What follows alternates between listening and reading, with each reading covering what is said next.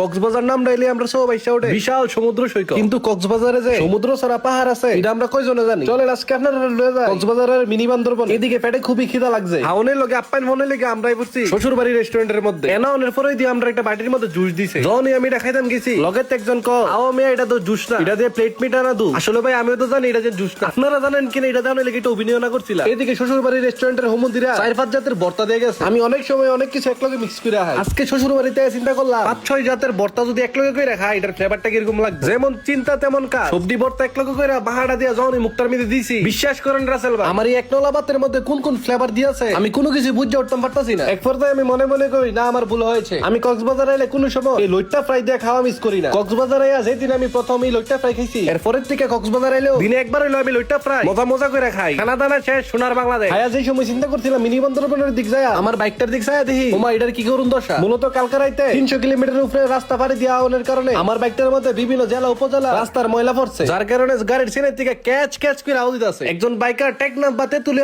জেনুই যাকটা করে বাইকের যত্নে কিন্তু কোনো আপোষ করতে পারতো না। কথা আছে সৎসঙ্গে স্বর্গেবা আর অসৎসঙ্গে নরগেবা, কিন্তু আমি যখন এই বাইক লয়ে বাইরে আমার আম্মাকে কোন জায়গার মধ্যে ঘুরতে যাই মূলত মাঝে মাঝে যখন আমার পেটের ব্যথা জমো না তখন আমি এক জেলার থেকে আরেক জেলা ঠুস করে যাই। এদিকে বাইক ওয়াশ করে নিয়ে বাইরে কইলা ভাই আপনারা বর্তমানে এই বাইকের উপরে অনেক অত্যাচার, এখন আপনি এটার কোন কান চিরে এমনি ওয়াশ করে দিবেন ধারাটা বাইকের মধ্যে একটা ফোঁটা বালু না থাকে। আমার এই কথা হইনা বেটা দেখি বাইকের চিফা সাফা এমন কোনো কিছু বাদ দিছে না ওয়াশ করার লিগে। এদিকে বাইকের ওয়াশ শেষ সোনার বাংলাদেশ, এখন আমরা আবারও রওনা দিয়ে দিলাম পৃথিবীর সর্বোচ্চ সমুদ্র সৈকত কক্সবাজারের মধ্যে অবস্থিত মিনি বান্দরবনের উদ্দেশ্যে। এন্ডা মেরিন ড্রাইভ রোডের মধ্যে ঢুকলে আপনারা দেখতে পারবেন রাস্তার দুই পাশে বিভিন্ন ধরনের মোটরসাইকেল দ্বারা করা রাখছে। যারা কক্সবাজারে মোটরসাইকেল বাড়ালে ঘুরতেন চান তারা অবশ্যই এনআইডি কার্ডের মাধ্যমে ঘন্টা হিসাবে মেরিন ড্রাইভ সহ কক্সবাজারের নানান জায়গা ঘুরতে পারবে। আপনারা যদি কক্সবাজারে মেরিন ড্রাইভ রোডে না তাহলে তো আপনারা পুরোটা ট্যুরই বৃথা, কারণ এই মেরিন ড্রাইভ রোডের মধ্যে এক পাশে পাহাড় আর এক পাশে সমুদ্রে নৈসর্গিক সৌন্দর্য উপভোগ করতে পারবে। আর লগে যদি একটা বাইক থাকে তাহলে তো কোনো কথাই না। আপনি যদি ভালোভাবে বাইক রাইড করতে পারে তাহলে অবশ্যই রেন্টে বাইক লিয়ে মেরিন ড্রাইভ রোড আইতে পারে। কথায় আছে অতিরিক্ত কোনো কিছুই ভালো না। যেমন দেন এই বৃষ্টিটা কয়েকদিন ঠেড়া মারা হইতাছিল, কিন্তু বাইক থেকে কক্সবাজারের লেগে রওনা দেওয়ার পর থেকে